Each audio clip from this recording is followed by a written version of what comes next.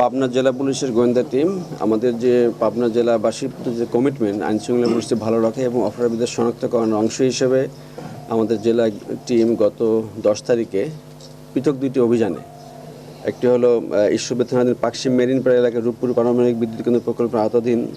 ওয়াসাপুরের guest house সংলগ্ন টিনের ঘর থেকে গোয়েন্দা তত্ত্বের ভিত্তিতে ওখানে অভিযান পরিচালনা করে আমরা বেশ কয়েকটি অস্ত্র উদ্ধার করি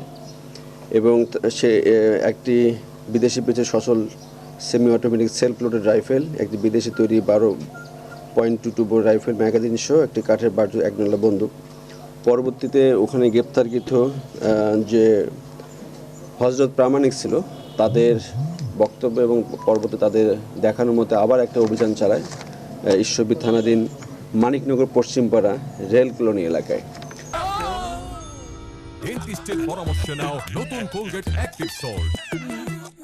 আমাদের এই গোয়েন্দা টিম এই দীর্ঘ কয়েকদিন থেকে এই তথ্যটা ছিল আমাদের সঙ্গে যে এরা আমাদের প্রায় 20 জন সদস্য 5টা টিমে বিভক্ত হয়ে 3-4 দিন থেকে কমপ্লিটলি বিভিন্ন ওয়েতে খোঁজখবর নিয়ে এই ঘটনাটা উদ্ঘাটন করে এবং যারা এটার সঙ্গে জড়িত 5 জনকে আমরা টোটাল গ্রেপ্তার করি এবং 5টা অস্ত্র উদ্ধার করা হয়। 61 রাউন্ড 59 রাউন্ড গুলি এখানে আমরা উদ্ধার করি। প্রত্যেকটা যেমন এখানে বিদেশি পিস্তল 2টা ছিল মেড ইন ইউএসএ, পাশাপাশি চেক রিপাবলিকের একটি এসএলআর টাইপ এখানে অস্ত্র একটু ছিল।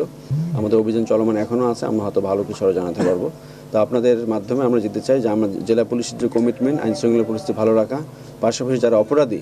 সমাজে এরকম অস্থিতিশীলতা মানুষটি ভীতি সৃষ্টি করতে চায় তাদের যে কোনো বিষয়ে আমরা তৎপর আছি এবং এরকমভাবে অপরাধীদেরকে চিহ্নিত করে আমরা পরবর্তী আরও বেশি আইনানুগ ব্যবস্থা এবং অবৈধ অস্ত্র উদ্ধারে আমরা তৎপর থাকবো।